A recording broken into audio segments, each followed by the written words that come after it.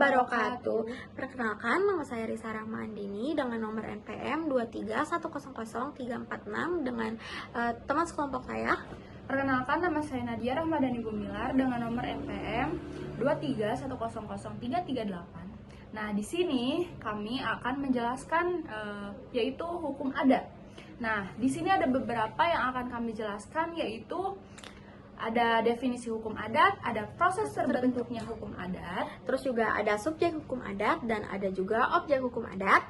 Selanjutnya ada ciri khas hukum adat dan sistem hukum adat.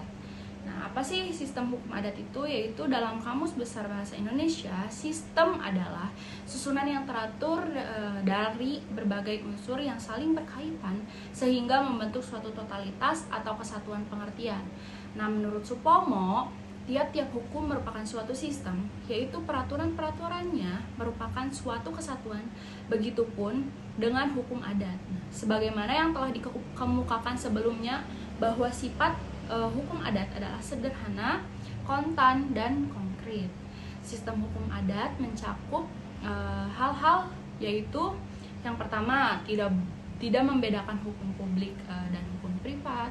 Yang kedua, tidak membedakan hak kebendaan dan hak perseorangan, dan yang ketiga yaitu tidak membedakan pelanggaran perdata dan pidana. Definisi hukum adat. Hukum adat adalah adat yang diterima dan harus dilaksanakan dalam masyarakat yang bersangkutan. Untuk mempertahankan pelaksanaan hukum adat itu agar tidak terjadi penyimpangan atau pelanggaran, maka di antara anggota masyarakat ada yang diserahi tugas mengawasinya. Dengan demikian, lambat laun petugas-petugas adat ini menjadi kepala adat.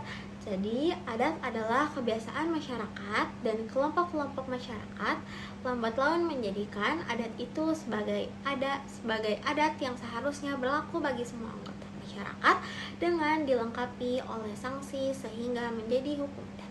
Ini saya akan menjelaskan mengenai proses terbentuknya hukum adat.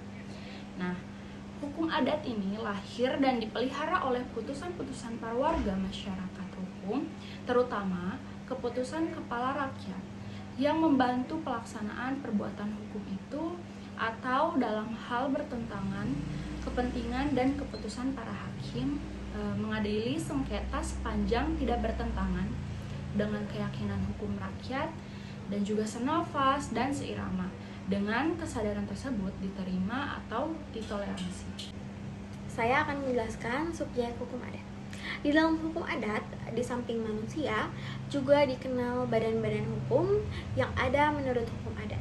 Antara lain adalah desa, suku, nagari, wakaf, dan akhir-akhir ini termasuk juga yayasan sebagaimana diatur di dalam STB atau Lembaga Negara nomor 91 tahun 1927, kemudian disempurnakan dan diatur melalui Undang-Undang nomor 16 tahun 2001. Contohnya, di Jawa Tengah diakui juga sebagai badan hukum, yaitu perkumpulan-perkumpulan yang mempunyai organisasi yang dinyatakan dengan tegas dan rapi. Saya akan menjelaskan ciri khas hukum adat. Jadi yang pertama yang sering kita dengar adalah ciri khas hukum adat itu tradisional. Sifat ini menunjukkan bahwa masyarakat adat bersifat turun-temurun dari zaman nenek moyang sampai ke anak cucu yang sekarang. Keadaannya masih tetap berlaku dan dipertahankan oleh masyarakat yang bersangkutan. 2. Dinamis. Hukum adat dapat berubah menurut keadaan waktu dan tempat. Setiap perkembangan masyarakat hukum akan selalu menyesuaikan diri dengan perkembangan yang terjadi. 3. Terbuka. Hukum adat memiliki sifat terbuka, artinya hukum adat dapat menerima sistem hukum lain sepanjang masyarakat yang bersangkutan menganggap bahwa sistem hukum lain tersebut patut atau berkesesuaian. Yang keempat, sederhana, artinya bahwa masyarakat hukum itu bersahaja, tidak rumit, tidak beradministrasi, tidak tertulis, mudah dimengerti dan dilaksanakan berdasarkan saling percaya dan mempercayai. Hal ini dapat dilihat dari transaksi yang dilakukan secara lisan dan termasuk dalam hal pembagian warisan jarang dilakukan secara tulis. Sekian yang bisa kami sampaikan dan kami jelaskan mengenai hukum adat. Terima kasih, mohon maaf ada salah-salah kata. Assalamualaikum warahmatullahi wabarakatuh.